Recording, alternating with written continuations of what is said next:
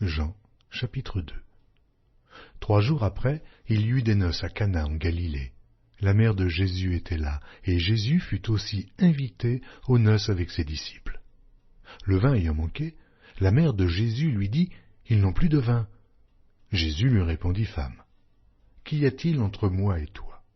Mon heure n'est pas encore venue. » Sa mère dit au serviteur « Faites ce qu'il vous dira. » Or, il y avait là 6 vases de pierre destinés aux purifications des Juifs et contenant chacun 2 ou 3 mesures. Jésus leur dit « Remplissez d'eau ces vases », et ils les remplirent jusqu'au bord. « Puisez maintenant, leur dit-il, et portez-en à l'ordonnateur du repas. » Et ils emportèrent. Quand l'ordonnateur du repas eut goûté l'eau changée en vin, ne sachant d'où venait ce vin, tandis que les serviteurs, qui avaient puisé l'eau, le savaient bien, il appela l'époux et lui dit « Tout homme sert d'abord le bon vin, puis le moins bon, après qu'on s'est enivré. Toi, tu as gardé le bon vin jusqu'à présent. » Tel fut à Cana, en Galilée, le premier des miracles que fit Jésus. Il manifesta sa gloire et ses disciples crurent en lui. Après cela, il descendit à Capernaum avec sa mère, ses frères et ses disciples, et ils n'y demeurèrent que peu de jours. La Pâque des Juifs était proche, et Jésus monta à Jérusalem. Il trouva dans le temple les vendeurs de bœufs et de brebis, de pigeons et les changeurs assis.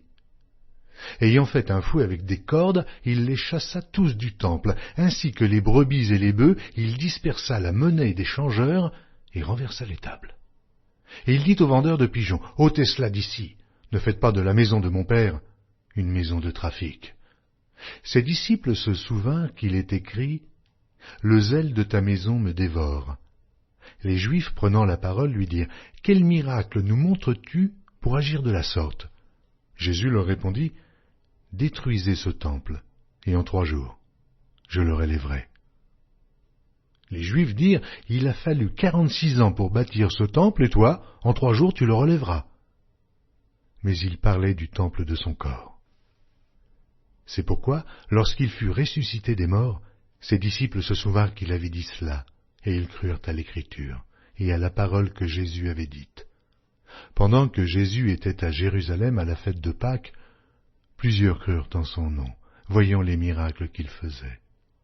Mais Jésus ne se fiait point à eux parce qu'il les connaissait tous, et parce qu'il n'avait pas besoin qu'on lui rendît témoignage d'aucun homme, car il savait lui-même ce qui était dans l'homme.